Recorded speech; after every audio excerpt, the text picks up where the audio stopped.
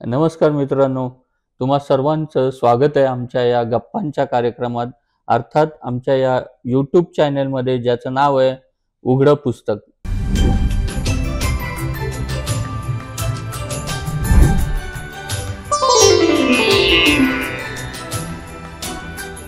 Sir, म्हणजे स्थानपरत्वे तुमच्या सगळ्या आठवणी, बऱ्याच आठवणी तुमच्या मुंबईशी निगडीत आहेत, मुंबईच्या नूतन नगराची.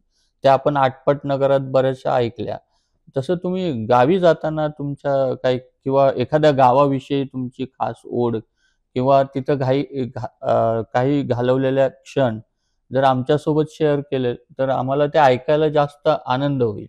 कसं होतं की बाबा एक वर्षाआड त्यांना तो गव्हर्नमेंटकडून भत्ता मिळायचा, त्याच्यामुळे आम्ही गावी जायचो. आता गावी गेल्यानंतर आईच्या माहेरी, आईच्या मामाच्या गावी, आमच्या आरसला घर नव्हतं त्यावेळेला. तर त्यावेळेला तिथे 1-4 दिवस, आणखीन कुठे 4 असे आम्ही राहायचो. पण त्याच्यातलं मला अत्यंत आवडणारं असं गाव म्हणजे तळावडा. तळावडा हे वेंगुर्ल्याकडे जाताना वाटेमध्ये तळावडा होडावडा लागतं, त्याच्यातलं ते गाव.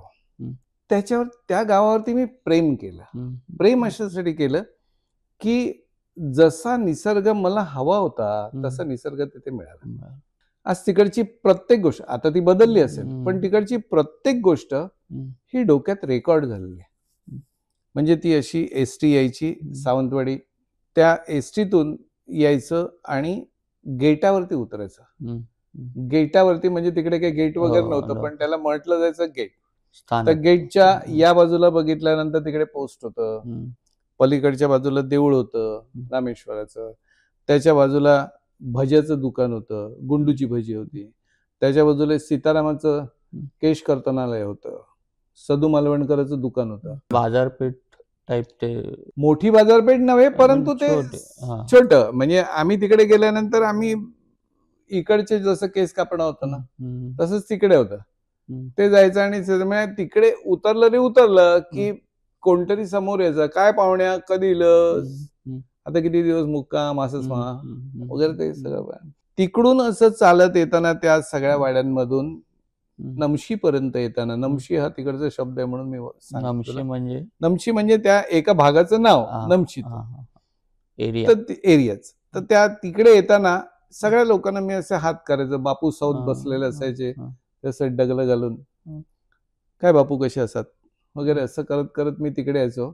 मग मध्ये वहाळ लागायचा की ज्याला पाणी नसायचं, मोठी झाडं होती, त्या झाडांच्या असं खालून तिकडून यायचं आणि बांधावरून मेरू म्हणजे मेर म्हणतात त्याला, कळलं की नाही, की जी अशी 2 बांध, तुमच्या इकडे बांध म्हणतात त्याला, तो मोठा असतो, ही छोटी असते. त्या मेरेवरून असं पुढे पुढे पुढे आल्यानंतर मग या बाजूला एक जांभळाचं झाड, थोडंसं पुढे गेलं की बांबूचं बेट, त्याच्या पुढे फणसाचं झाड, डाव्या बाजूला बेलाचं झाड, असं करत करत मांगर यायचं. खरं शब्द मागचं घर, त्याचं ते मांगर झालं. म्हणजे त्याच्यामध्ये लाकडं भरून ठेवणं, त्याच्यामध्ये लाकडं भरून ठेवणं वगैरे वगैरे, गवत भरून ठेवणं, हे सगळं तिकडे असायचं. पुढे आल्यानंतर अंगण असायचं. अंगणाच्या आतमध्ये गेल्यानंतर 3 पायऱ्या चढल्या की आतमध्ये ओसरी, त्याच्या आतमध्ये देवखोलीचं एक खोली, त्याच्या पुढे गेलं की कोठीची खोली, म्हणजे जिकडे सगळी पोती बिती भरून ठेवलेली असायची जालन्याची ती.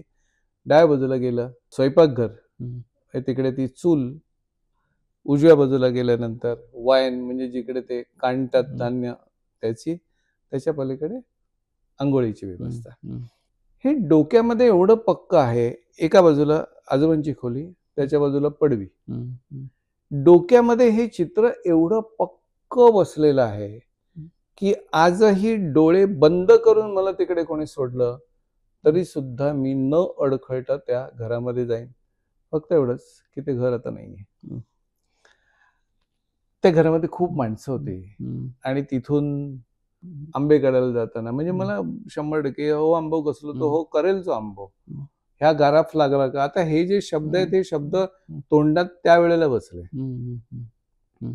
किंवा आजोबा अगदी सांगायचे, गो मालू आयलं सा शेगलाची भाजी करण्याची. शेगलाची म्हणजे हा शेवगा जो असतो त्या शेवगाच्या कोवळ्या पानाची भाजी ही आजोबांना आवडायची, म्हणजे आईच्या मामाला, आईचे सख्खे मामा त्यांना आवडायची, तर ती करायची.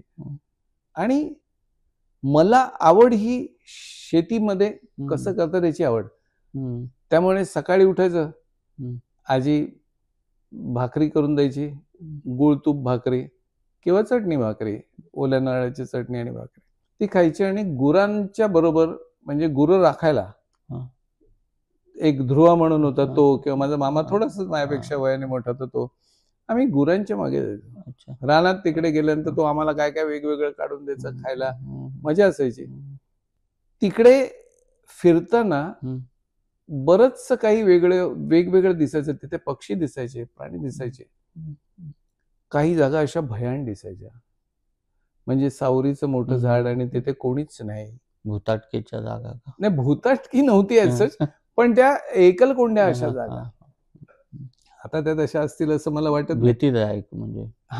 आणि तिकडे आल्यानंतर बाजूला, पाठीमागच्या बाजूला लावलेली आबोली, जास्वंदी, त्या बाजूची आंबोली, विहीर, हे सगळं कसं असं जशास तसं आजही डोक्यामध्ये होतं. आणि मग आजी सांगायची की मालू आलंस, आता काय करूया. मालूला काय आवड, मालू म्हणजे माझी आई, तिला काय आवडतं, मग ते शिरवळ्या, घावणे, वेगवेगळे जे काही पदार्थ असतील ते पदार्थ, फणसाची भाजी, त्यांचा मळा होता खाली, त्याला पोरसू म्हणतात. त्या पोरसूमध्ये तिकडे गेलं की तिकडे चवळीची शेंग, वांगी, टोमॅटो, मिरच्या हे त्यांचं लावलेलं असायचं. आणि मग ते जायच्या, त्या खुडायच्या, म्हणजे असं जरा मार्केटमध्ये आता ब्लिंकिट सारखं नाहीये की त्यांना, तसं आम्ही ब्लिंकिट असायचो. आम्ही जायचो खाली, तिकडे त्या मिरच्या वगैरे तोडायच्या आणि इथं घेऊन यायच्या.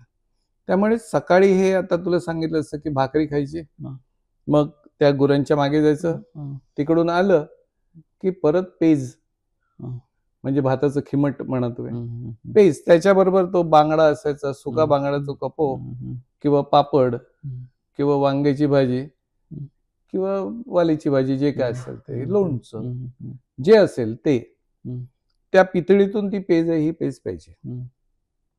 आंघोळीला जायचं, तोपर्यंत आजी खचाखचा डोक्याला तेल घालायचे. आंघोळ करून आलं, जरा इकडे तिकडे केलं, देवाचं म्हटलं, काय केलं की पुन्हा 1:30 वाजता जेवण. परत तो भाताचा एवढा ढीग, त्याच्यावरती डाळीची आमटी, भाजी कसली तरी, असलेच तर मासे. कारण असं काही फार हे नव्हतं, त्यामुळे परिस्थिती नव्हती, त्यामुळे भाजी ही जास्त प्रमाणात असायची. असलं तर ते सुक किंवा फार फार तर खुबे, अशी छोटे मासे तिकडे असे. जेवण झालं की मग आम्ही दुपारी सगळी मुलं जी आहेत ही मुलं पत्ते, अमुक तमुक वगैरे हे सगळं, म्हणजे आता तुला माहिती असेल दादरचं गिरगाव पंचडेपो जे आहे, त्या गिरगाव पंचडेपोच्या घरामध्ये खूप खूप मुलं होती, साधारण माझ्या वयाची, माझ्या प्लस मायनस लहान मोठी अशी. आणि ती सगळी एकत्र येऊन तिकडे आम्ही ते खेळायचो, खेळ खेळायचे. संध्याकाळ झाली की आजोबा आहेत हे पुन्हा फणस तरी आणून ठेवायचे, किंवा असा म्हणजे एक खोली त्यांची वेगळी होती जिकडे आंबे पिकत घातलेले असायचे, आंब्याची आडी म्हणतात त्याला, आंब्याची आडी घातलेली, ते घेऊन यायचे सुपातून आणि ते आंबे चोखून खायचे, कापून खायचे. म्हणजे आंबा कापून खाण्यापेक्षा आंबा चोखून खाण्यामध्ये एक वेगळी मजा आहे जी मी तळवड्याला अनुभवली. त्याच्यामुळे मी अगदी तो खाल्ल्यानंतर सांगायचो तो अमुक झाडाचा आंबा. आणि हे सगळं झालं 7 वाजता, 8:30 वाजता पुन्हा जेवण. त्या जेवणामध्ये तसंच भात, डाळीची आमटी. म्हणजे मला कळत नाही त्यावेळेला हा पोटात काय भस्मासूर गेला होता की भस्मक रोग होता, तसं झालं होतं माहिती नाही. पण बरं, तब्येतही अशी हडकुळी, एवढं सगळं खाल्ल्यानंतर काय अंगावरती मांस चढलं अशातला भाग नाही. ते जे काय चढलं ते आताच, आणि आता ते उतरत नाही चढलेलं. पण तिकडे त्या शेतामध्ये मी शेणाची टोपली सुद्धा डोक्यावरून नेलेली आहे. ज्याला कोळंब्यानी पाणी काढणं म्हणतात. म्हणजे पावसाळ्यानंतर ज्या वेळेला कोंड फक्त उरते त्यावेळेला तिकडे असं वाय शेप मध्ये असा लाकूड ठेवलेलं असतं आणि त्याच्यावरून चालत जायचं आणि वरतून दांड्यावरून असं खेचून कोळंब असं एक भांड असतं. आपण शंकरावरती अभिषेक करताना कसं असतं तशा पद्धतीचं ते त्याच्यामध्ये हे करायचं आणि परत उलट उलट उलट उलट चालत यायचं आणि ते पाणी जे आहे झाडांना शिंपायचं. शिंपणं म्हणतात त्याला. ते त्याच्यामध्ये करायचं. मला डिफळं फोडणं येतं, मला गुठं फिरवणं येतं, फक्त मला नांगरणी करायला दिली नाही. याचं कारण असं की ते लोखंडी असतं ना, नांगर लोखंडी त्या तो त्याला तिकडच्या भाषेमध्ये फाळ म्हणतात. तर तो बैलाच्या पायात फाळ लायची म्हणून ते देत नव्हते. पण बाकी ही सगळी कामं ही मला येतात आणि मला त्याचा खूप आनंद आहे. त्या मातीचा जो गंध आहे हा गंध मला खूप आवडणारी गोष्ट आहे. त्याच्यामुळे तळावडा हे माझ्या सगळ्याच गोष्टींनी लक्षात राहिलंय. लहानपणी मी तिथे राहिलो, नंतरच्या काळामध्ये गेलो एकदा तिकडे बघायला. आता आजी नाही, आजोबा नाही, मामा आणि आपल्या नोकरीच्या पाठी निघाले, मावशा वगैरे होत्या, ह्याही सगळ्या लग्न होऊन गेल्या. आता घराचे दार बंद असतं. गणपती आला की दार असं कुरकुरत उघडतं. आतमध्ये असलेल्या बंदिस्त आठवणी ज्या आहेत ह्या वासरागत बाहेर धावत सुटतात. मनावरती ताण जो आहे हा ताण थोडासा हलका होतो आणि त्याच वेळेला लक्ष जातं की घरावरचं तण मात्र वाढलंय. आता ते घरही नाहीये, पण त्याच्या स्मृती ज्या आहेत ह्या स्मृती अजूनही तशाच डोक्यात आहेत. तो दरवाजा बंद असला तरी तो तेवढाच डोक्यामध्ये आहे. त्यामुळे आठवणी फार काळ बंदिस्त ठेवता येत नाहीत. आज तू गावाचा उल्लेख केलास म्हणून मुक्काम पोस्ट तळावडे तुझ्या समोर मी सांगितलं. वा सर, म्हणजे हे मुक्काम पोस्ट तळवडे ऐकून मला माझ्या मामाच्या गावाची आठवण झाली. म्हणजे आम्ही लहान असताना जे मामाच्या गावी का प्रिय असतं प्रत्येकाला, ते आज कुठेतरी प्रत्यक्ष ते सगळे क्षण आमच्या डोळ्यासमोर असे दिसत होते. म्हणजे ते मुक्काम पोस्ट तळवडे कसं असेल तिथं कुठेतरी ते साधर्म्य आम्हालाही दिसत होतं. आणि मला वाटतं मित्रांनो, तुम्हालाही ते जाणवलं असेल आणि तुम्हालाही तुमचं मामाचं गाव आठवलं का? आणि जर आठवलं असेल तर तुमच्या त्यावेळेसच्या ज्या गमती जमती आहेत त्या आम्हाला आमच्या कमेंट बॉक्समध्ये लिहून कळवा. आणि हा एपिसोड जर आवडला असेल तर या एपिसोडला जास्तीत जास्त लाईक करा, शेअर करा आणि कमेंट करा. धन्यवाद.